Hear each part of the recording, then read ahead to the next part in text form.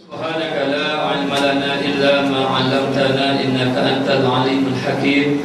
Rabbi shrah li sadri wa yassir li amri wa hlul 'uqdatam min lisani yafqahu qawli. Qala musannif rahimahullahu ta'ala wa nafa'ana bi ulumihi fid darain amin. Dan yang keempatnya, bahwasanya yang menuntut akhirat terlebih sangat bala dan terlebih sangat percubaan selama-lamanya.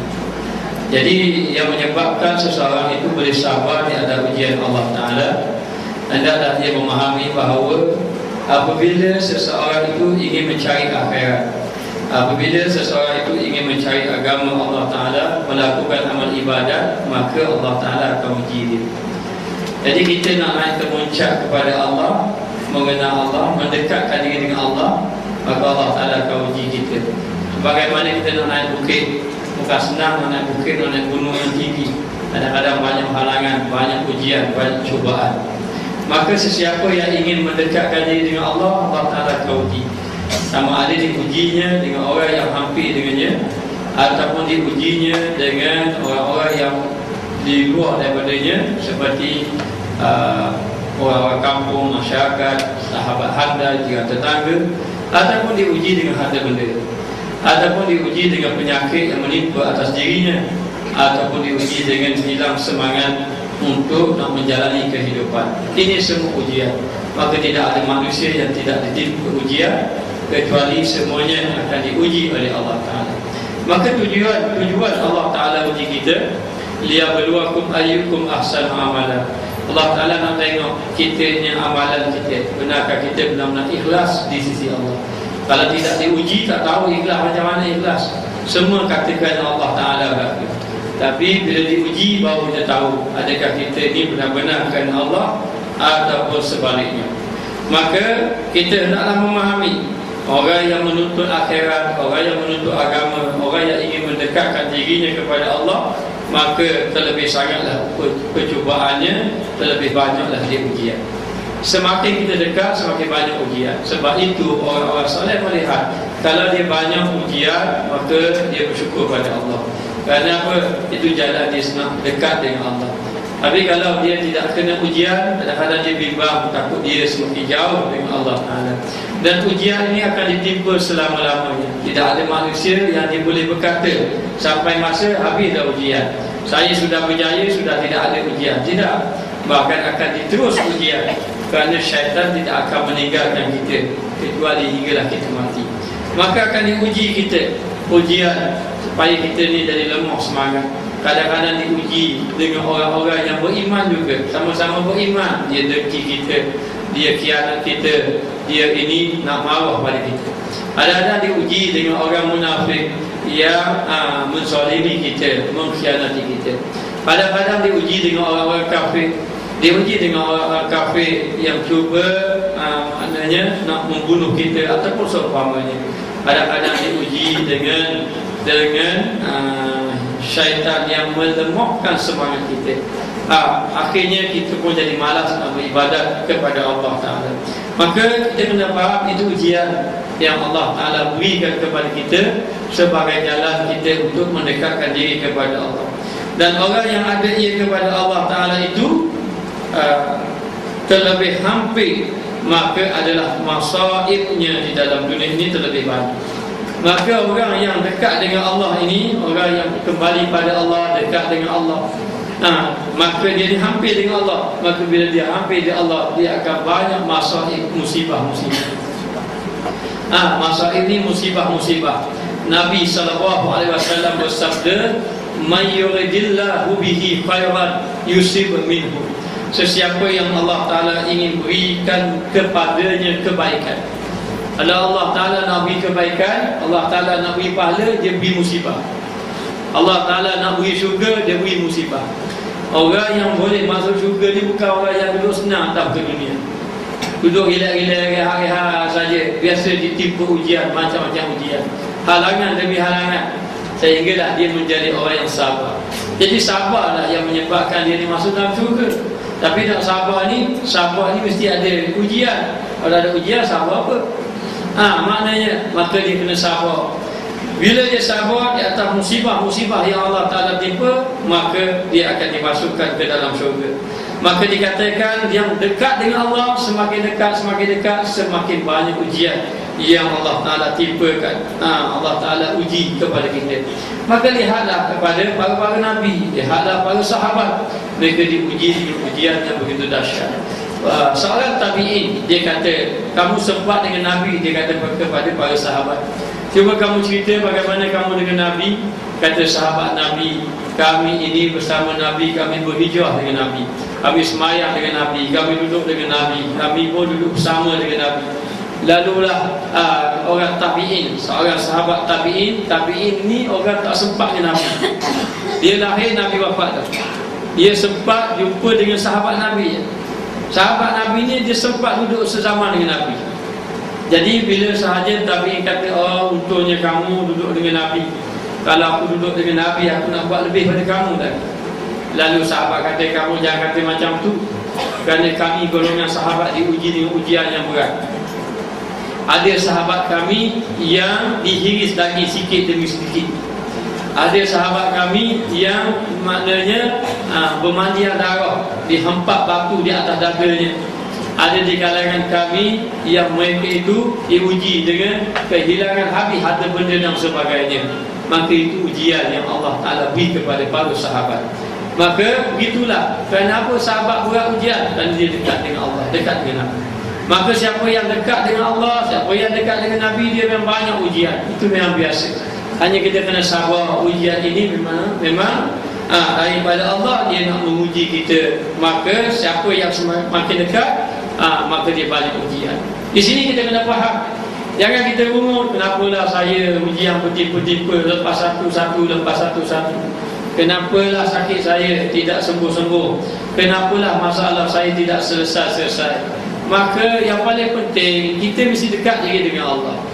Kadang-kadang ujian kita pada sakit, sebagai contoh, nak tengok kita bagaimana ibadat kita. Maka ujian ini sebenarnya tak menjadi penghalang untuk kita dekatkan diri dengan Allah. Bahkan ujianlah satu jalan untuk dekat diri dengan Allah. Baik, orang masuk syurga dengan apa? Orang masuk syurga dengan ibadat, lalu ibadat itu dapat rahmat Allah. Maka dengan ibadat itu Allah Ta'ala beri pahala banyak, sehinggalah dia mendapat rahmat Allah. Tapi adakah ibadat kita ni kita rasa boleh menyebabkan kita dekat dengan Allah?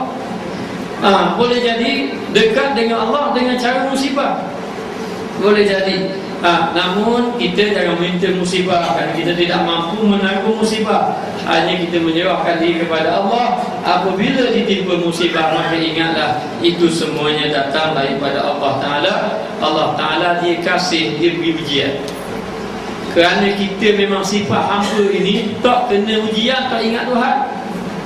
Bila kena ujian, ingat Tuhan. Maka nak suruh ingat Allah Ta'ala kasih kita ni, lalu Allah Ta'ala nak suruh kita ingat pada dia, lalu diberi ujian. Bagaimana seseorang kalau ditimpa musibah yang berat? Contohnya musibah yang berat ni, contoh saja rumah kebakaran.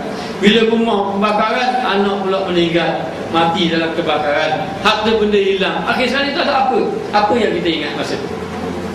Apa yang kita ingat? Siapa yang kita ingat? Kita akan ingat Allah. Ya Allah, ya aku sudah tidak ada apa-apa.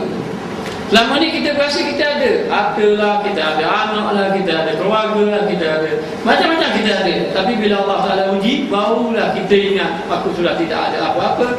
Yang ada hanya Allah Subhanahu Wa Ta'ala sahaja. Jadi itu kadang-kadang Allah Ta'ala nak suruh dekat kita dengan dia, dia beri musibah. Kita kadang-kadang salah faham, Allah Ta'ala beri kita musibah, kita jadi buruk sangka pula pada Allah. Baik, mana satu nikmat, mana satu bala. Nikmat adalah orang itu bila dapat musibah dia ingat Allah, itulah nikmat. Orang itu mendapat nikmat lalu dilupa Allah, itulah bala sebenarnya. Jadi kesimpulannya yang paling penting ialah kita mengingati Allah Subhanahu Wa Ta'ala. Tidak ada orang-orang yang saleh, tidak ada orang-orang yang dekat dengan Allah, kecuali semuanya ditimpa ujian, semuanya ditimpa musibah. Maka kita kena ingat, kita rasa berat musibah kita rasa berat ujian yang kita kena. Seberat-berat ujian kita, berat lagi orang-orang lain. Ada orang yang lebih berat daripada kita. Sebab itu kita disuruh bersyukur dan bersabar. Pandang yang bawah, jangan pandang yang atas. Kita pandang atas, kita tengok orang rumah besar, kenderaan besar, oh sedap ni orang tu. Maknanya musibah. Kenapa kita tengok orang musibah kita tak ada? Tapi kita kena fikir, kita kadang ada rumah, ada orang lain tidak ada rumah. Kita pun ada kenderaan, ada orang lain tidak ada kenderaan. Dan Allah Ta'ala ni dia bagi, ada orang dia bagi nikmat bagian ni, tapi dia bagi ujian. Ada orang dia ada harta, ada masalah anak pula. Ada orang dia ada harta, ada masalah penyakit pula. Ada orang dia sihat, harta pula tak ada pula.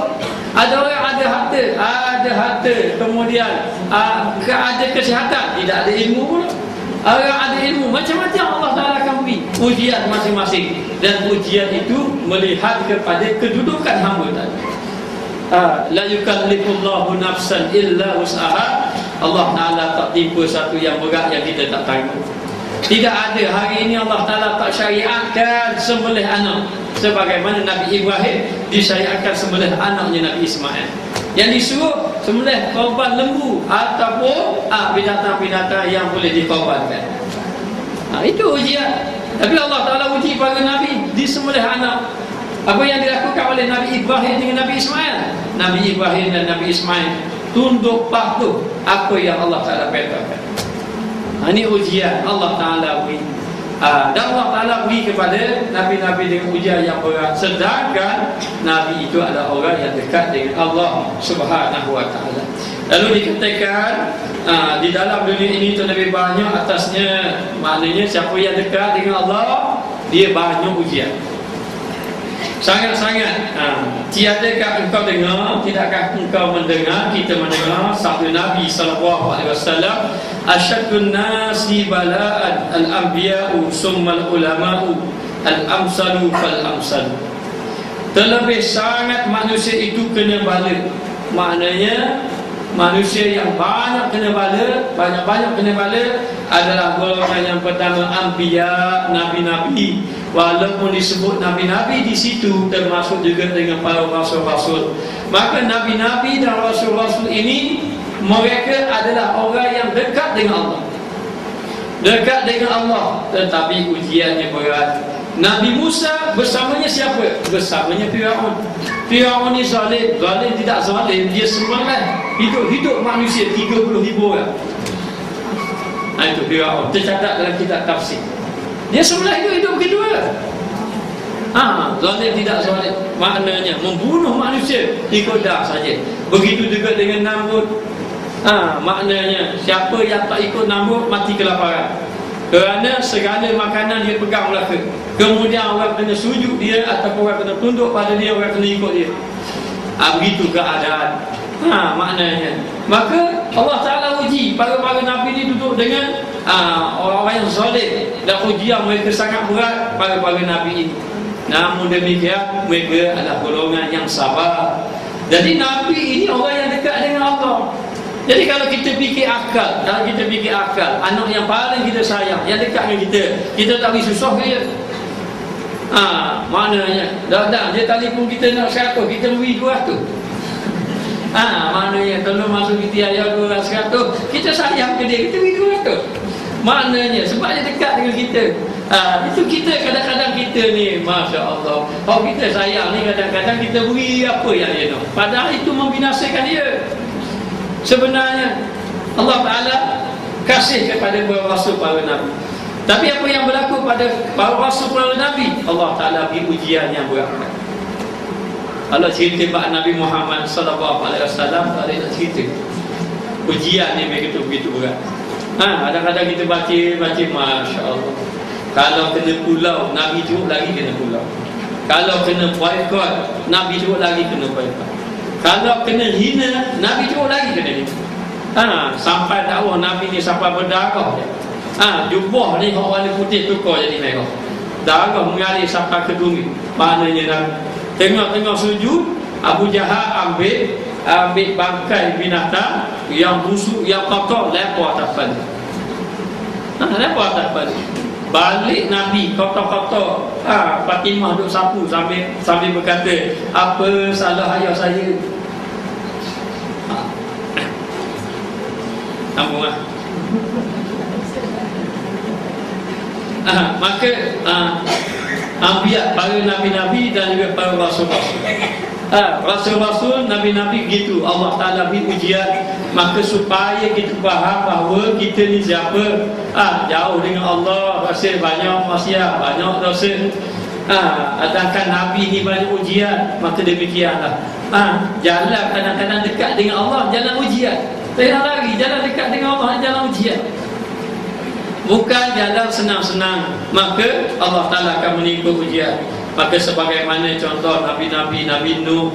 Jadi kita tengok, ada orang mengadu dengan berbagai-bagai masalah. Saya masalah suami, saya masalah anak, saya masalah isteri, saya masalah jiran, saya masalah, semua ada masalah. Baik, kita mengaku masalah kepada contohnya anak-anak. Apa yang berlaku pada Nabi Nuh? Nabi Nuh anak dia tak ikut dia. Apa yang berlaku pada Nabi Adam? Nabi Adam anak dia berbunuh-bunuhan. Qabil telah membunuh Habil.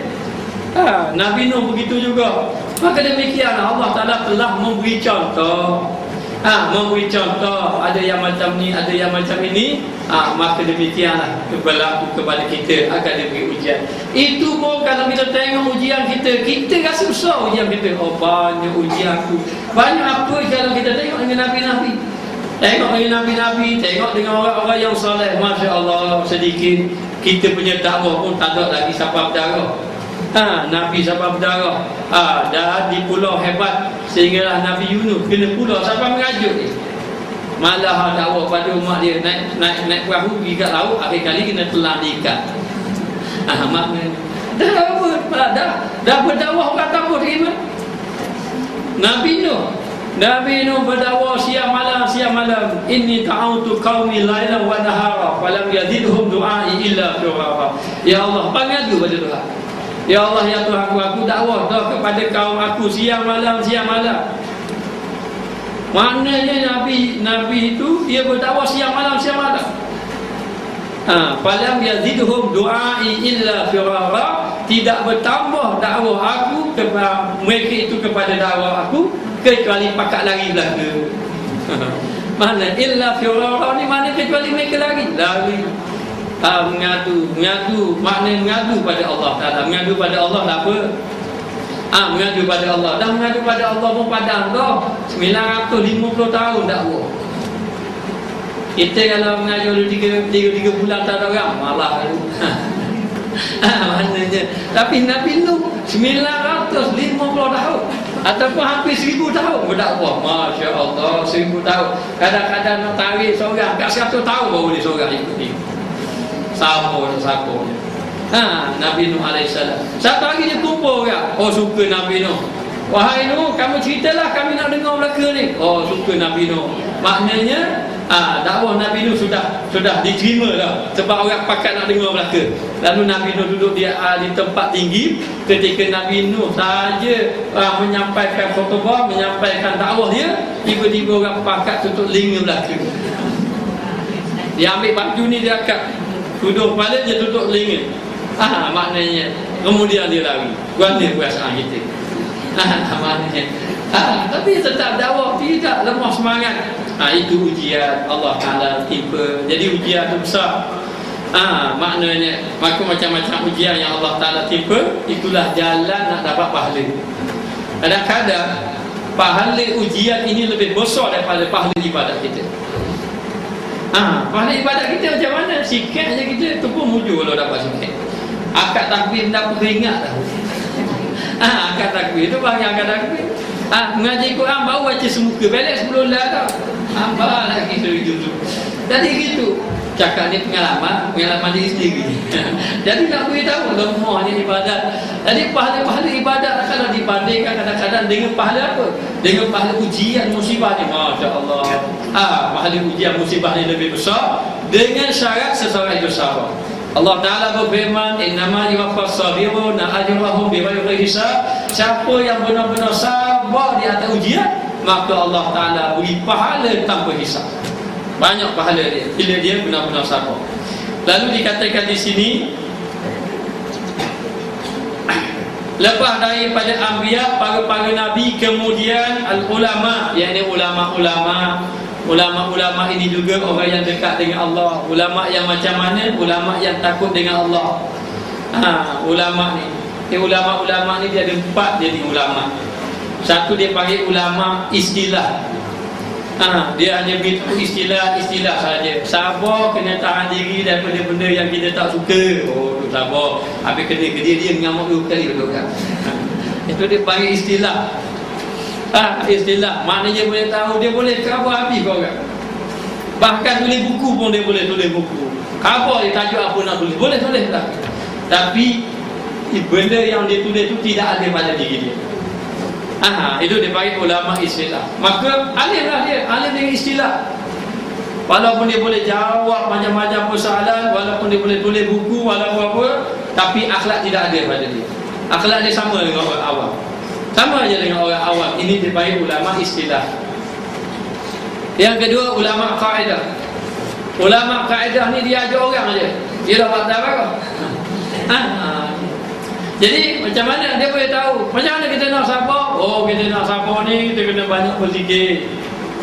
Kita kena banyak dapat membaca kisah-kisah orang-orang yang soleh, ujian-ujian supaya kita sabar. Dia beritahu kaedah. Dia beritahu kaedah. Tapi dia kalau kena musibah, dia dulu sekali tak sabar. Dia dulu sekali lah mengamuk dan sebagainya. Kadang-kadang nak murid tu besar, tak sabar lah, tunggu sabar. Maknanya jadi dia tinggal kaedah, dia kaedah. Ilmu ni bukan duduk pada lidah. Dia bukan duduk pada lidah. Dia ada ilmu di lidah, ada ilmu di akal, ada ilmu di hati. Ada ilmu di hati. Jadi tidak dapat lidah. Ilmu yang hebat, ilmu duduk di hati, yang ingat Allah. Ada ilmu yang boleh menyampaikan hujah. Ada ilmu boleh menyelesaikan masalah dengan berfikir. Ada ilmu yang menghasilkan takut kepada Allah. Ada ilmu yang menghasilkan takut kepada Allah. Jadi ilmu yang kita nak, ilmu yang hasilkan takut kepada Allah. Kadang-kadang baca kitab tak takut ke Tuhan. Walau baca kitab, walau berdakwah, walau mengajar orang, walau baca Quran, kadang-kadang tak takut pada sebab ada ilmu duduk sini, dengan duduk sini, dia duduk lidah.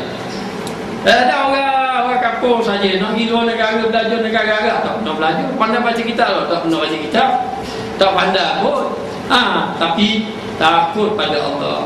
Maksiat pun maknanya duduk berzikir, baca Quran. Itu orang alim. Itu orang alim sebenarnya. Kita tengok alim, alim dia. Tak mana alim? Tu pakai jubah sebab. Alim duduk situ. Alim bukan duduk situ. Alim tidak duduk di situ. Maknanya. Kemudian yang ketiga dia panggil ulama ahwal. Ahwal ni ulama yang beramal dengan ilmu. Kalau dikata Pak Sapo, dia pun Sapo. Dia beramal dengan ilmu. Dia dipanggil ulama ahwal.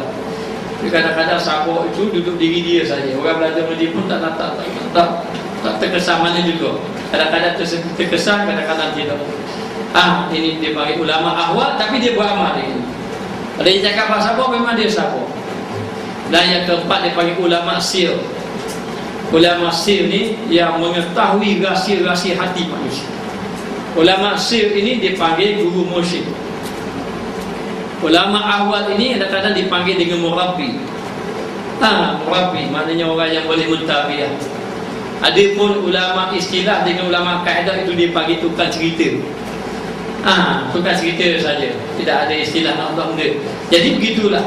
Maka kita kena belajar dengan ulama-ulama. Yang kali kalau ada ulama-ulama datang ke sini, mari kuliah. Mari dengar. Yang paling penting duduk dalam majlis ilmu dia. Faham tak faham tu jatuh nombor 2. Lebih kurang dapat barakah daripada dia pula. Tapi ulama-ulama ni kita pun tengok, ulama dia banyak ilmu, dia tak ada masalah. Bukan tidak ada masalah. Ulama-ulama ini semakin dia banyak ilmu, semakin banyak ujian dia. Allah Ta'ala akan uji dia. Tengok apa yang berlaku kepada Imam Syafi'i, apa yang berlaku kepada Imam Ahmad Ibn Hanbal, sampai kena masuk penjara. Dalam penjara, makan pagi, makan petang, dia adalah kena sebab sama. Dia kena sebab siang malam kena sebab. Begitu dengan ada seorang ulama bernama Sa'id Ibn Jubair kalau tak silap, yang dibunuh oleh Hajjaj Yusuf As-Saqafi kerana mempertahankan akidah manusia. Jadi nak beritahu, semakin tinggi ilmu, semakin dekat dengan Allah, maka banyak ujian. Maka demikianlah ulama-ulama, mereka semua kena ujian. Kalau kita baca kisah Imam Ahmad, Imam Malik, Imam Syafi'i, Imam Maliki, semuanya, Imam Abu Hanifah, semuanya diuji oleh Allah Ta'ala dengan ujian yang berat-berat. Maknanya, maka yang seterusnya di antaranya ulama, kemudian yang umpama, maka yang umpama, dan seumpama dengannya, dan orang yang dan seterusnya, golongan yang ketiga banyak dekat dengan Allah Ta'ala. Semakin dekat.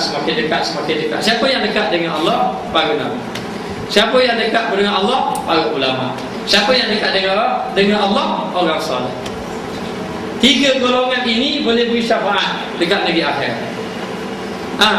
Orang soleh nak jadi nabi, memang tak jadi nabi. Kalau nama dia rasul ke, nama dia nama nabi pun tak akan jadi nabi. Nak jadi orang ulama, kalau jadi ulama, maknanya kita tak mampu dah nak jadi ulama. Ulama ini mesti ada ilmu banyak, mesti kena ada amal banyak, dan kena jadi segi, kena jadi orang soleh. Nak jadi orang soleh pula, kena sembahyang malam dulu. Sembahyang malam, puasa sunat, kena banyak ibadat juga, dan jadi orang soleh. Jadi demikianlah kita ni kena jaga diri kita, dan kita kena jaga hati kita.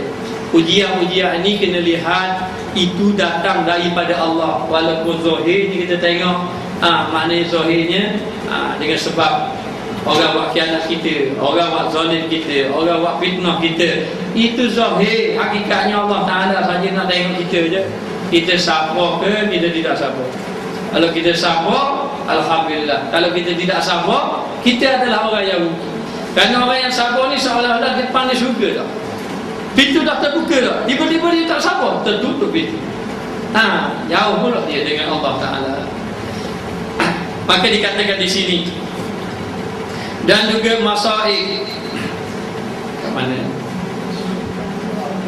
Maka tiba-tiba orang yang mengkosakkan kebajikan, ini kena faham. Maka tiba-tiba ni kita ada seterusnya, orang-orang yang mengkosakkan kebajikan, maknanya orang-orang yang ingin melakukan kebaikan, dan juga sunyi bagi jalan akhirat, maknanya sunyinya bersunyi-sunyi ataupun menuju kepada jalan akhirat. Siapa yang nak dekat diri dengan Allah, nak tumpu pada jalan akhirat, berhadap akan dia ini percubaan, maka Allah Ta'ala akan uji dia. Dah banyaklah kita jumpa, kadang-kadang dia kata, ustaz, semenjak kita belajar ni jadi berlaku macam-macam musibah dah. Dulu masa tak belajar kurang musibah, tapi bila belajar jadi musibah kan dia berlaku. Ada yang kata dulu, alhamdulillah mereka boleh tahap nak mari kuliah jadi kurang sikit. Jangan salah ke kuliah. Kuliah tak salah. Tapi kita tahu kita dah lalu jalan agama memang begitu. Memang jalan begitu. Kadang-kadang dia kata macam-macam masalah yang menipu Allah Ta'ala, tipu satu-satu. Kadang-kadang begini, kita dahulu memang banyak lalai dengan Allah. Bila kita banyak lalai dengan Allah, maka kita ni banyak dosa. Bila banyak dosa, Allah Ta'ala akan bersihkan kita. Bila kita nak baik, nak dekat dengan Allah, nak lalui jalan Allah, nanti Allah Ta'ala bersihkan kita. Allah Ta'ala bersihkan kita dengan apa? Kalau Allah Ta'ala begini, maka kita lalai lagi, maka Allah Ta'ala beri musibah lah. Supaya apa? Supaya kita dibersihkan daripada dosa-dosa yang lalu. Jadi dengan cara apa dibersihkan? Allah Ta'ala nak bagi kita ni dengan cara sabar contohnya. Jadi kita sabar kan pahala banyak. Bila pahala banyak, innal hasanat yudhibun as-sayyi'at. Sesungguhnya kebaikan ini akan menghapuskan dosa-dosa. Maka Allah Ta'ala pun beri musibah, ujian dan sebagainya. Sebab tu ujian Allah Ta'ala begini, tengok keadaan Nabi diuji oleh Allah Ta'ala dengan pelbagai-bagai ujian, tapi Nabi tetap sabar. Jadi dengan kesabaran Nabi, sahabat menjadi sabar juga. Tengok ujian jadi timpa pada Nabi. Jadi orang sabar ni, dia tak merungut dengan ujian yang Allah Ta'ala timpakan. Tapi kalau dia membungut, dia tidak sabar, dia rasa marah, akhir sekali dia akan ditimpa bala. Ataupun yang ujian tadi sepatutnya dapat pahala banyak, akhir kali ujian tadi mendapat dosa. Lalu Nabi mengatakan bahawa tidak seseorang itu ditimpa sakit hatta walaupun kena duri, kecuali akan dihapuskan dosa. Walaupun kena duri. Kalau dia tanam tanaman, tiba-tiba tanamannya dimakan oleh binatang, maka dia dapat pahala sedekah pada orang. Walaupun kalau makanan tak makan, tak ada binatang makannya, tak sedekah orang pun. Tapi kalau kena dia macam tu, maka dia akan dapat pahala. Semuanya Allah Ta'ala beri ujian mereka untuk memberi pahala pada kita. Jadi banyak jalan pahala. Ada jalan pahala dengan ibadat, ada jalan pahala dengan musibah. Macam-macam Allah Ta'ala memberi kepada kita. Lalu dikatakan bahawa berhadap dia, apabila nak tumpu kepada jalan akhirat, dia akan berhadap akan dia ini percubaan, maka bersiap-sialah dengan ujian Allah. Bersiap-siap dengan ujian Allah, maka jika tiada sabar atasnya, atas ujian Allah Ta'ala tadi, tak sabar, nah saya putus dia daripada jalan, maka putuslah daripada maksud dia, tidak sampai pada Allah. Kita ni nak jadi orang soleh, kalau tanya nak jadi tak orang soleh, memang nak jadi orang soleh. Kalau nak jadi orang soleh, bersiap-siap dengan ujian. Boleh jadi ujian itu ujian fitnah, boleh jadi ujian itu ujian dipulaukan oleh orang, boleh jadi ujian itu orang sihir kita, boleh jadi orang boykot kita, boleh jadi ujian ekonomi pada kita sampai kita tidak ada harta benda. Semuanya ujian daripada Allah Ta'ala. Itu jalan nak dekat dengan Allah. Nak dekat dengan Allah Ta'ala. Bila nak dekat dengan Allah, tu jalan. Tapi kita tak sabar. Bila tidak sabar, nanti Allah Ta'ala beri balik. Munah yang ambil balik. Tapi kita sebenarnya kau jauh dengan Allah. Kita nak begitu. Orang-orang soleh dia tak nampak, dia kata yang paling penting dia nak dekat dengan Allah saja. Dia nak dekat dengan Allah. Kalau Allah Ta'ala beri dunia pada dia, tapi dia jauh dengan Allah Ta'ala, lebih baiklah dia tak ada dunia, saja dekat dengan Allah. Ini orang-orang yang memandang kepada Allah Ta'ala. Maka demikianlah, nak dekat begitu. Lalu sahabat Nabi yang kaya raya, bila beriman jadi miskin. Ahli-ahli sufah yang duduk bersama Nabi itu, yang makan kadang-kadang ada makanan, kadang-kadang tak ada, sehingga kan Abu Hurairah tak ada makanan, siapa orang kata dia sakit sawat, dia kenapa lapar? Lapar sangat, dia tak ada makanan, gelisah kali, lapar dia ada makanan. Sebab apa? Sebab bersama dengan Nabi SAW. Dia para sahabat, satu hari masih nak perang Khandak, gali parit kan, kali parit lapar ni, akhir kali menyadu sama, mu lapar, aku lapar, buat kerja lagi lapar. Tengok Nabi, Nabi lapar juga tu. Tapi Nabi tak apalah, dia tak buat kerja lagi. Kali bunyi buruk main kosidor. buruk bunyi. Bapak dia ambil batu, tak di perut ikat, dia kemak dia perut. Orang lain pun gitu juga. Buat kerja, Allah nak tahan lapar, sungguh lapar. Bagaimana kita ngadu ke Nabi ya? Ngadu pada Nabi, ya Rasulullah, kami lapar, kami tak ada apa lapar. Rasulullah kata, sabarlah, orang lain lapar juga, kita tak ada makanan, sabarlah. Tapi saya sudah tak tahan ya Rasulullah. Sabarlah, tidak tahan. Kamu boleh tahan lagi, tahanlah. Tapi memang tidak tahan ya Rasulullah. Rasulullah tak percaya, saya tengok. Dia angkat jubah dia, nampak ada satu batu yang diikat di perut. Ada satu ketul batu. Nabi kata, kamu lapar, tak apalah, aku pun lapar juga. Nabi pun angkat, ada 2 ketul batu di dunia Nabi. Nabi lapar lagi rupanya. Lapar lah. Ujian, kita tak sampai tahap tu. Ini siapa sahabat Nabi yang Allah Ta'ala sebut ni, sebaik-baik golongan, walladzina ma'ahu asyidda'u 'alal kufar rahama'u bainahum tarahum ruk'an sujada yabtaguna fadlan min Allah wa ridwana. Orang-orang ini rukuk sujud dapat redha Allah. Dapat redha Allah. Mana Allah Ta'ala kasih. Tapi begitu ujian. Ada sahabat Nabi seorang, nama dia apa kan? Plastik jebul. Jabi. Saya kena ingat plastik baru ingat nama. Jabi lah. Nama sahabat Nabi Jabi bin Abdullah. Jadi sahabat Nabi ni nama Jabi. Jadi Jabi ini dia tengok Nabi lapar. Dia tahu sahabat-sahabat Nabi lapar. Tadi jumpa isteri dia tanya ada makanan tak? Dia ada makanan sikit, ada roti sikit dengan air, ada susu. Boleh roti tu nak kita susu tu, boleh lah. Tapi kalau boleh makan keluarga kita, kalau boleh panggil seorang saja, Rasulullah seorang dia boleh panggil. Jadi isteri dia suruh panggil Rasulullah, bisi-bisi sikit. Maknanya panggillah Rasulullah, bisi. Ajak Rasulullah, kami ada makanan sikit ni, nak ajak Rasulullah makan. Rasulullah, kami jemputlah Rasulullah beritahu umur. Lalu Nabi pun bangun, Nabi pun panggil, pemuda-pemuda semua bangun, kita pergi rumah Jibril. Mana pakat pergi belaka. Bangun, berhenti orang. Ni sahabat-sahabat lapor, dah buruk dah Jibril dah. Apa tak tegur, kita ada makanan untuk 10 orang, 100 orang mari makan. Awak mana? Lalulah dia berlari-lari beritahu isteri dia, pada nak marah isteri dia. Maknanya dia pun beritahu isteri dia. Dia kata, mu tak bisik ke Rasulullah? Bisik tau. Mu tak kapur ke Rasulullah makanan? Kapur tau, tapi Rasulullah panggil belaka. Panggil belaka. Lalu dia kata, kalau Rasulullah panggil, dia tahulah apa yang nak buat. Serah. Rasulullah tahu, tapi Rasulullah panggil belaka. Rasulullah dia tak tahu nak makan dia kenyang walai apa tu. Itu bukan sifat Rasulullah. Kita kenyang dulu ngano itu dah dia kita kenyang. Dia kata orang lain, anak kita mai dahulu, kita kau TV ni. Ayah duduk dapur makan kenyang-kenyang berpisang bau ikan tu. Boleh harga juga ayah. Jadi nak dalam keadaan macam tu, dia pun yang tadi pun syuhad pada Rasulullah. Rasulullah pun sampai tanya mendapat dia ada waktu. Ada waktu, ada dapat dia, ada susu. Mari semua ambil mai roti. Nabi belum. Bila Nabi belum roti tak gerak dulu.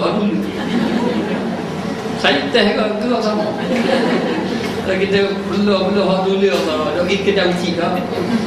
Jadi nak gerak, ambil gerak. Saya ingatkan semua dapat makan roti tadi.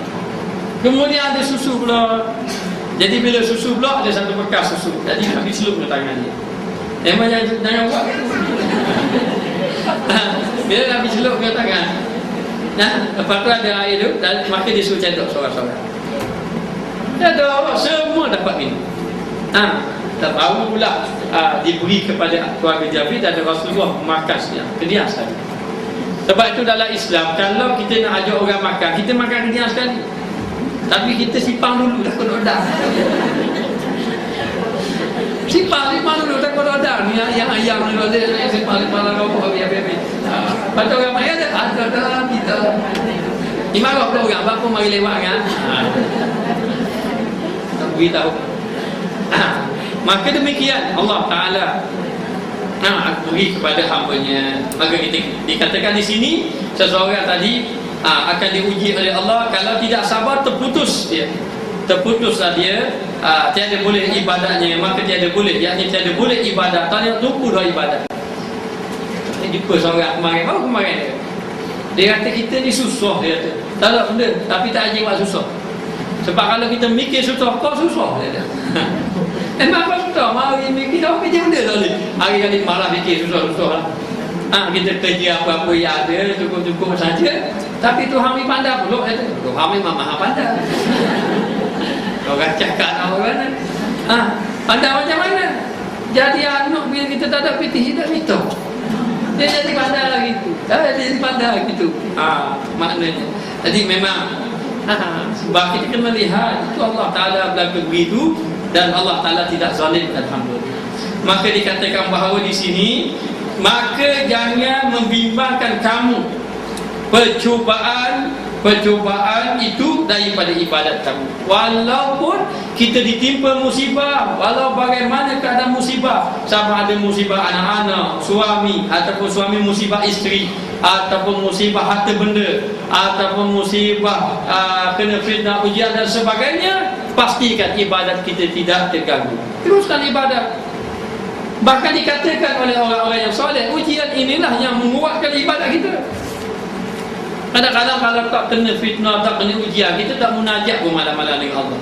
Tapi bila kena musibah ujian, mereka tu marilah nikmat juga ibadat. Mari pula ujur kau kena. Dia jadi macam tu. Sebenarnya kita kena faham, Allah Ta'ala timpa sesuatu tu tanda kasih sayang. Sayang Allah Ta'ala pada kita. Kadang-kadang kita tak sedar ni. Bila kita sedar? Bila kita lama tu baru ingat, Allah, dengan musibah ini hikmahnya lebih besar daripada apa yang kita ada sebelum daripada ini. Maka dikatakan di sini jangan kamu ini disibukkan ataupun jangan terhalang kita daripada melakukan ibadat. Dan sesungguhnya telah mengajarkan kita Allah Ta'ala dengan dipeliharakan bagi percubaan dan juga masaib dan juga musibah-musibah. Allah Ta'ala ajar kita walaupun ditimpa ujian, walaupun ditimpa musibah, teruskan dengan melakukan amal ibadat dan dipalakan akan kita dengan dia. Dan Allah Ta'ala Allah Ta'ala uji kita dengan musibah tadi, dan membenarkan akan yang demikian itu. Dan kita kena yakin kepada Allah Ta'ala dan ditegahkan akan dia daripada menolak ataupun kita ni kadang-kadang Allah Ta'ala beri pada kita, kadang-kadang Allah Ta'ala tak beri pada kita. Walau bagaimana keadaan pun kita kena ingat firman Allah, wala tublawunna fi amwalikum wa anfusikum wala tusma'unna minal ladhina utul kitab min qablikum wa minal ladhina asyraku azab katsira. Dan sesungguhnya kami cubakan di dalam hati kamu, kami uji kamu dalam hati kamu. Musibah, ujian, tak ada harta ni semua kena. Allah Ta'ala akan uji. Ada kadang-kadang ada, kadang-kadang tak ada harta. Kadang-kadang hilang harta, macam-macam Allah Ta'ala. Sama ada Allah Ta'ala beri harta tu, dia ada sama harta tu pun ujian. Tengok apa yang berlaku kepada Qarun masa dia tidak ada harta. Apa yang berlaku? Dia itu jadi pengikut Nabi Musa. Dia itu taat pada Nabi Musa, maknanya pengikutlah Nabi Musa. Tetapi apabila Allah Ta'ala beri harta pada dia, lalu dia lupa pada Nabi Musa dan dia tidak mau membayar zakat. Dia ingkar kepada Allah. Jadi kadang-kadang ramai manusia, kadang-kadang ada manusia yang ketika dia susah dia jadi ingat Allah. Ketika dia susah dia ingat Allah. Maknanya Allah Ta'ala tak beri lagi kesenangan. Sebab Allah Ta'ala janji dah, setiap kesusahan itu aku akan beri kesenangan. Susah ni. Sebab kesenangan, kata Sayyidina Ali, dia kata kalau kamu melihat di hadapan kamu susah, sebenarnya di belakang itu kesenangan. Maka kejarlah kesenangan di belakang, jangan kejar kesenangan di depan. Dan seandainya kamu melihat di hadapan itu kesenangan, di belakang itu penderitaan dan kesusahan. Kesusahan. Lalu kalau kita sabar penderitaan demi penderitaan, ujian dan ujian, kita sabar sampai kepada kita mati, nanti Allah Ta'ala akan balas. Maka nanti dekat negeri akhirat Allah Ta'ala tunjuk belaka ni. Ini bahagian musibah. Siapa yang sabar musibah ni, pahala bahagian ni. Sabar musibah ni, pahala bahagian ni. Lalu dia akan berkata, ya Allah, kenapa engkau tidak musibahkan aku di atas muka dunia dengan musibah yang banyak, agar aku mendapat bahagian dekat negeri akhirat. Sebab itu dekat atas muka dunia kita rasa gembira dah, sebab kita tak banyak ujian. Kita tengok orang lain banyak ujian, kita alhamdulillah kita tu lah. Itu atas muka dunia. Tapi dekat negeri akhirat pula kita rasa pula kita kurang pula ujian, kurang pahala pula. Orang-orang yang di atas muka dunia diuji di ujian yang hebat, lalu mendapat pahala yang banyak di sisi Allah Ta'ala dekat negeri akhirat. Tapi semuanya mesti dalam keadaan orang itu sabar. Lalu Allah Ta'ala uji dengan harta kamu, harta pun jadi hilang. Dan di dalam diri kamu, dan Allah Ta'ala uji pada kita pula. Maknanya jiwa kita ada diuji dengan berjihad fisabilillah, berperang. Ada yang diuji oleh Allah Ta'ala dengan penyakit-penyakit yang tertentu. Macam-macam penyakit ada. Jadi hari ini dengan makanan yang tidak berapa tu, macam-macam campuran, macam-macam penyakit. Allah Ta'ala uji seseorang tadi dengan penyakit. Jadi kalau disebut penyakit baru, takut tak takut? Penyakit jantung berubah sampai jantung tempuh ke, takut dah. Maknanya kalau sebut sakit jantung, Allah, takut lalu naik darah tinggi. Darah tinggi pun takut, darah rendah pun takut. Takut. Maka ni habis duit ni cari. Cari. Hak pasien sehat pula, dia cari hak kecantikan pula. Itu sehat lah. Dia tak ada lah, dia habis piti hak tu. Habis piti hak tu. Macam-macam. Betul 500 ya sih. Betul saja. Contoh saja. Hak demam badan pula, dia nak tu macam-macam. Ingat, kita ni kadang-kadang tu tipu daya je. Tertipu lah ke? Inna Allah la yanzuru ila suwarikum wala ajsamikum. Allah Ta'ala tak tengok wajah-wajah kamu. Allah Ta'ala tak tengok tubuh badan kamu. Tak apa. Warna keadaan kita pun tak apa. Yang paling penting kita dengan Allah. Walakin yazuru ila qulubikum. Yang dilihat oleh Allah adalah hati kan. Sebab tu yang takutnya sakit apa? Sakit hati. Bukan sakit hati orang buat hati tu, bukan. Sakit di dalam hati yang membawa kepada ujub, takabur, riya, sum'ah. Oh, tu apa takut? Kalau kena sakit baru, dia tak membatalkan amal. Dia tak batal pahala, dia dapat pahala, dia sabar. Dia sabar. Maknanya kalau dia kena penyakit yang itu, tapi yang ditakuti adalah penyakit riya, ujub, takabur, sum'ah dan sebagainya, yang apabila kita bangkit depan Allah tak ada pahala langsung. Manusia dia bangkit depan Allah tak ada pahala. Sebab apa? Penyakit dalam hati. Dia beri hati, dia makan pahala-pahala kita. Siapa kena penyakit hasad, habis pahala. Siapa kena penyakit sombong, habis pahala.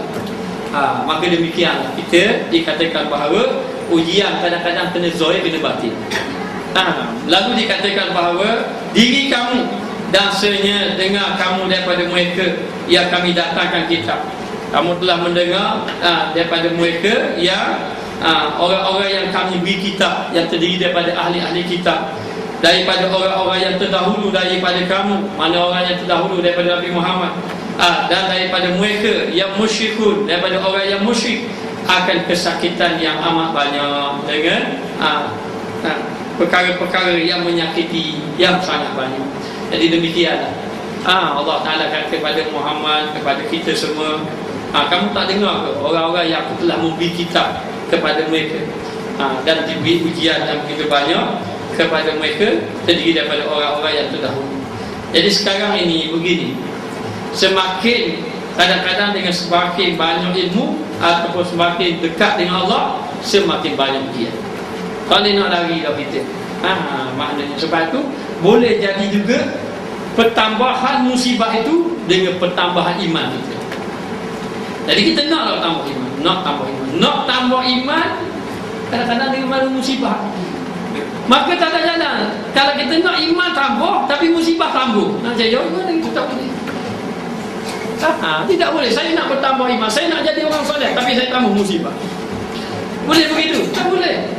Allah Ta'ala akan tengok begitu. Kerana dengan kesabaran inilah manusia akan dekat dengan Allah. Nabi kadang-kadang yang menolak Nabi siapa? Orang ahli kitab. Orang ahli kitab yang sudah pandai-pandai dah tahu-tahu dah ke.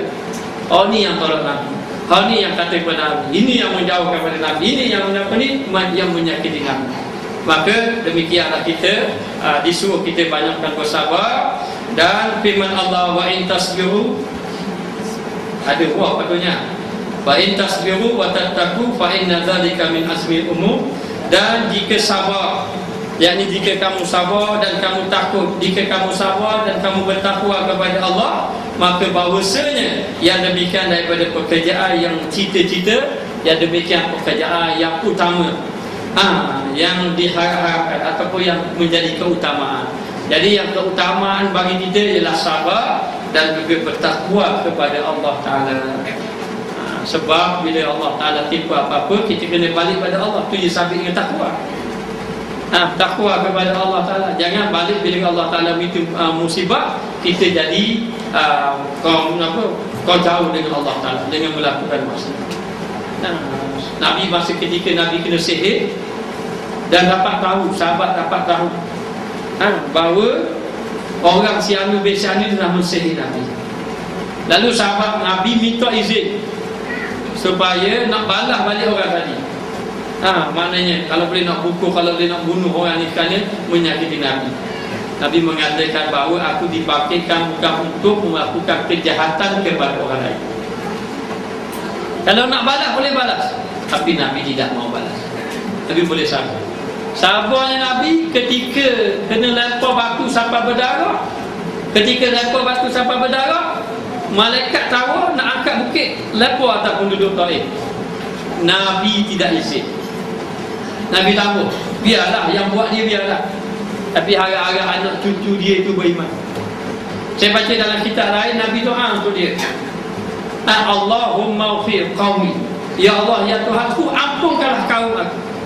Siapa kaum dia? Termasuk orang yang lempar batu ke dia. Fa innahum la ya'lamun, kerana sesungguhnya dia tak tahu. Dia tak tahu. Kalau dia tahu dia tak buat gitu, kenapa? Dia tak tahu. Maknanya siapa mereka begitu. Sebab tu ada orang yang bila orang buat jahat ke dia buat baik orang, dan dia balas dengan kebaikan. Ada orang dia buat jahat, kemudian dia biarkan orang lain buat baik untuk, tapi dia selamatkan diri saja. Ada orang dia buat jahat ke dia balas dengan kejahatan juga. Jangan. Ada seorang mari jumpa saya, dia kata boleh tak Ustaz? Dia kata orang tu khianat kita, jadi sekarang kita nak khianat ke dia tu. Maka jangan, bukan kerja kita. Surah pada Allah. Surah pada Allah. Jadi ada seorang itu, dia ialah anak dia sakit. Dia bukan orang sini. Dia anak dia sakit. Jadi anak dia sakit lama. Jadi saya pun tak tahu lah. Dia boleh tolong saya. Saya tak apa tu tegak. Bagi yang berobat saya tak pandai. Saya tak pandai berobat. Tapi orang beri juga obat. Ya, pandai. Dia buat air tahu. Kasih baik air tu tahu tu. Ustaz buat air tahu. Dah buat air tahu dah pula. Dah punya tahu tu. Yang payahnya air teh manis buat air tahu. Dan dia kata dia potong lagi. Bawa air. Saya pun tak tahu lah. Saya sebab semayang je. Dia baca-baca sikit. Bagi anak dia tu. Kemudian dia kata Alhamdulillah saya ada perubahan.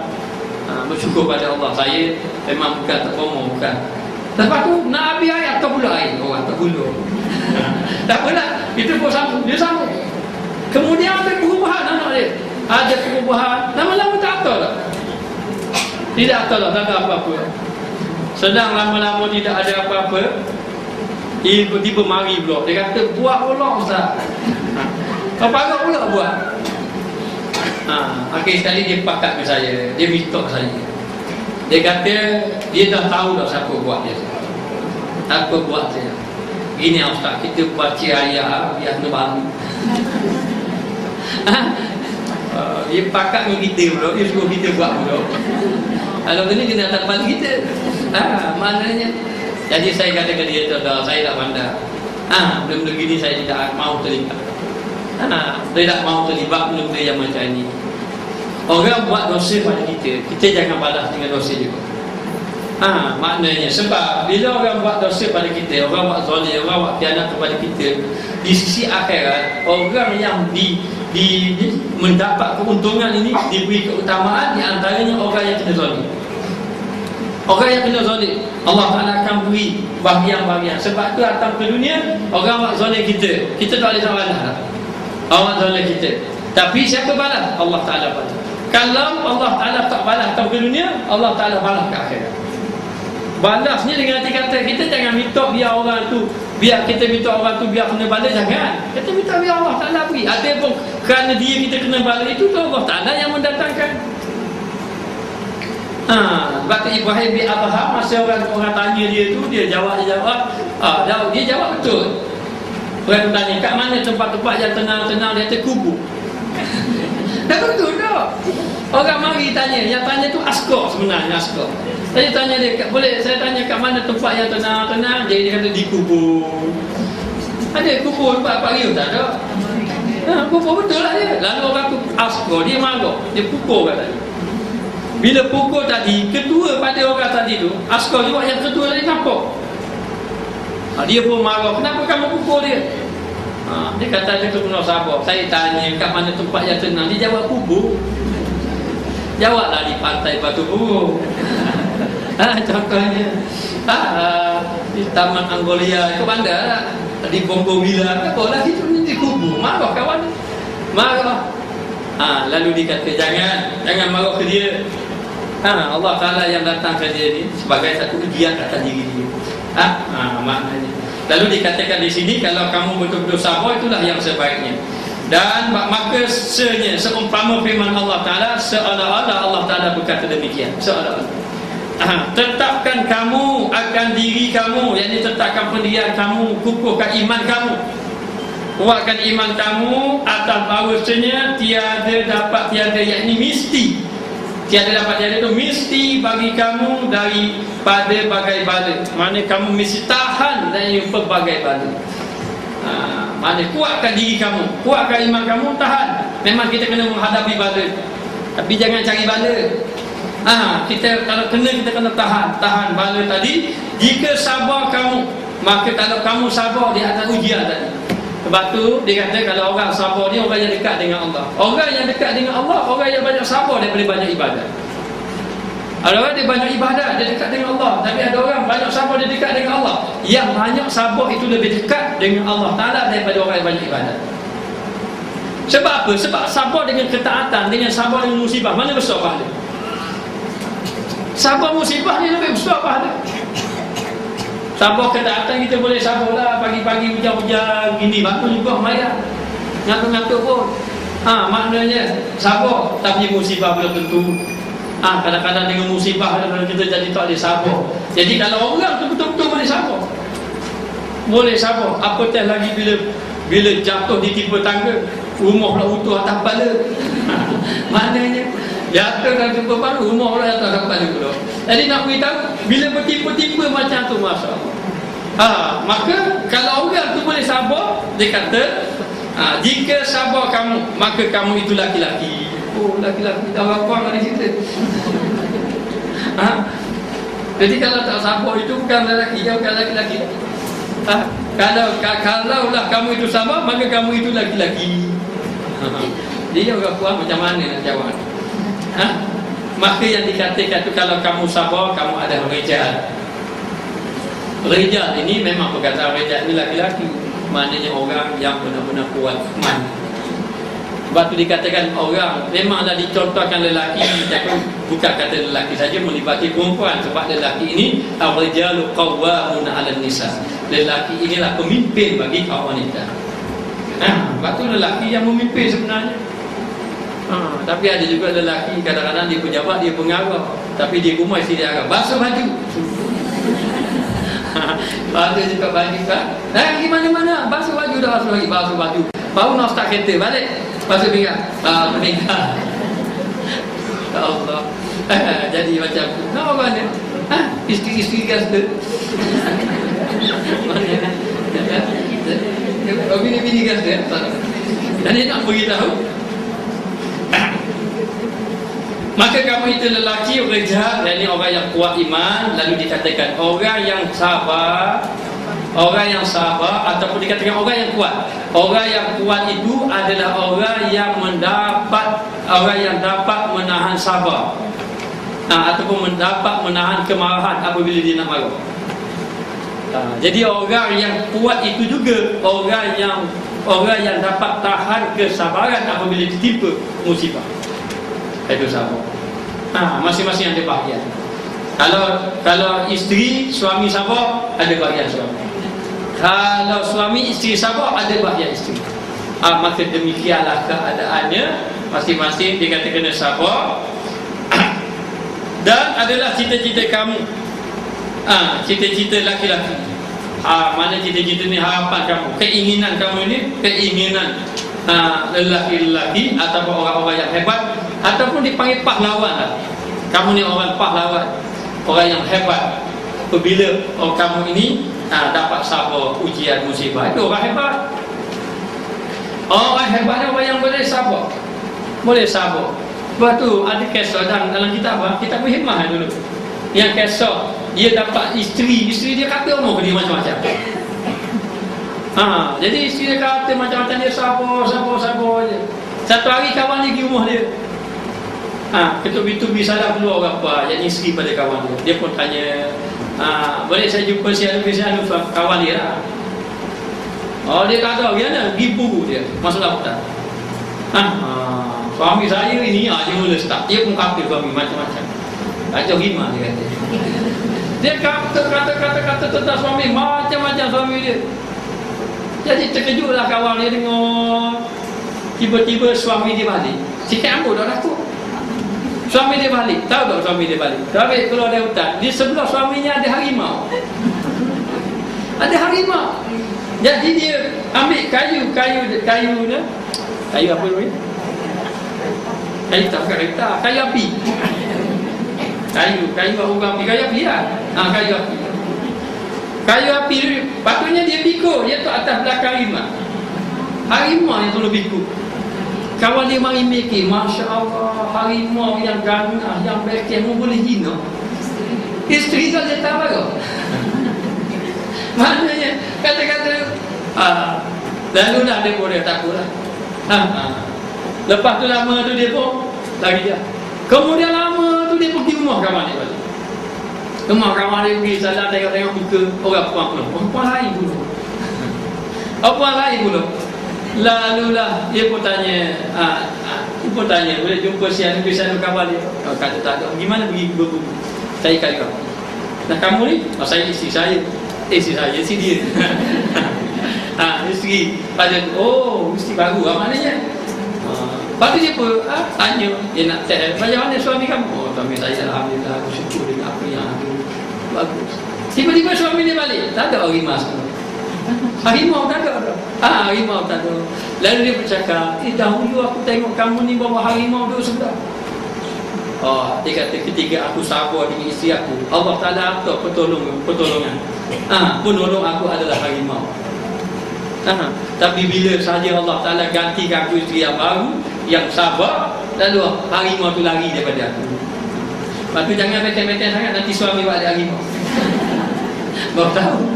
Maknanya, maka dikatakan di sini, itulah dia laki-laki. Maka tiba-tiba orang yang mencita-citakan atas ibadat, lalu seterusnya orang yang ingin melakukan ibadat bagi Allah wajib. Maka wajib pertama bahawa ia cita-citakan akan sabar yang panjang. Baik, apabila kita berazam ingin melakukan amal ibadat, maka kita kena tanam bahawa kita kena menghadapi kesabaran ujian. Memang ujian kita banyak, masing-masing ada ujian, masing-masing ada ujian. Lalu kita nak dekat dengan Allah, kita nak jadi ibadat. Cuba kita tanam dalam hati kita, saya ini nak tumpu amal ibadat, saya nak jadi orang yang soleh, saya nak amal ibadat banyak. Datang ujian bertalu-talu. Kerana bila kita nak buat ibadat, Allah Ta'ala nak beri pahala. Pahala dengan ibadat kita kadang-kadang sekian ibadat kita macam-macam campur. Jadi Allah Ta'ala nak tambah lagi pahala banyak. Allah Ta'ala beri ibadat, beri ujian, beri ibadat, beri ujian. Maka siapa yang ingin menempuh jalan ibadat pada Allah, maka dia akan menempuh ujian dengan pelbagai ujian. Sebab itu tidak heran kadang-kadang kita seorang je, suami tak ikut anak dia tak begitu kadang-kadang. Suami pun begitu juga, kadang-kadang seorang je suami, isteri duduk rumah sama tak ikut. Kadang-kadang begitu. Maka demikian Allah Ta'ala akan uji kita sehingga kita jadi orang yang sabar. Orang yang sabar. Ada seorang habib di Indonesia, mana-mana habib-habib ulama-ulama yang datang kadang-kadang nampak di bini dia. Kena ambak, kadang-kadang nak mari rumah ziarah dia orang tak keluar. Nak jumpa dia, dia salah isteri dia dulu, tak ada apa lagi. Mari pergi-pergi, siapa pula nampak kena marah macam-macam. Dia marah suami dia depan orang tu. Sehingga sampai satu peringkat, habis-habis ulama-ulama yang datang rumah dia pesan dia, tinggal ambil orang lain lah. Ambil orang lain lah. Mana dia tidak. Akhir kali dia kata apa? Dia kata boleh jadilah dengan isteri aku lah menyebabkan aku dekat dengan Tuhan. Boleh jadi dekat dengan Allah Ta'ala. Jadi bila kena macam tu, dia sabar. Akhir kali dia mati dia pesan. Maknanya dia pesan kalau isteri dia mati tanam kubur 10 ribu. Saya hidup semati.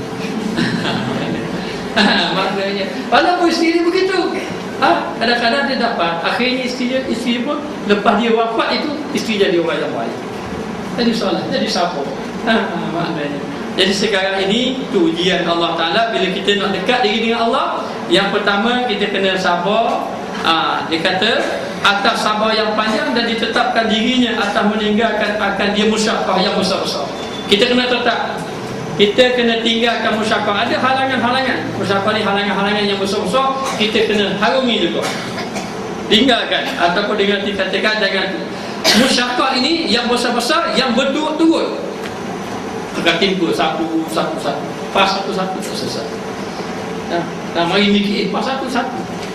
Tak selesai dengan fitnah ni, mari fitnah ni kena baik kok, kena pulang satu-satu. Sakit ni sampai ke mati dah selesai masalah. Bukan itu yang penting. Yang penting sabar. Bukan itu yang penting. Yang penting adalah ibadat. Kita nak tuju Allah, memang begitu. Nak tuju pada Allah Ta'ala ni.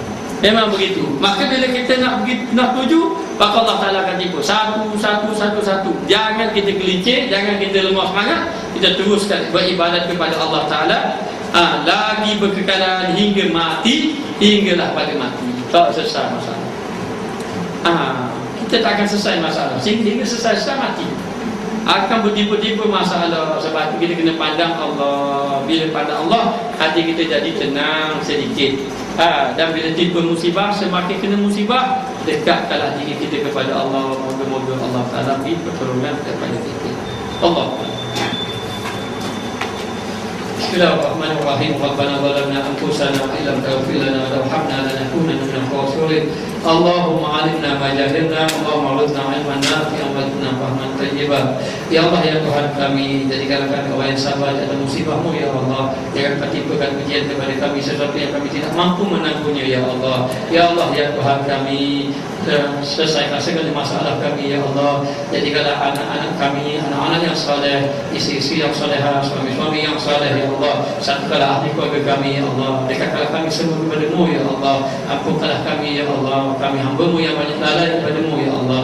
Kami cuba sedaya upaya meninggalkan maksiat ya Allah. Kami tidak mampu ya Allah. Hanya pertolongan-Mu. Tolonglah kami ya Allah agar kami dapat meninggalkan maksiat.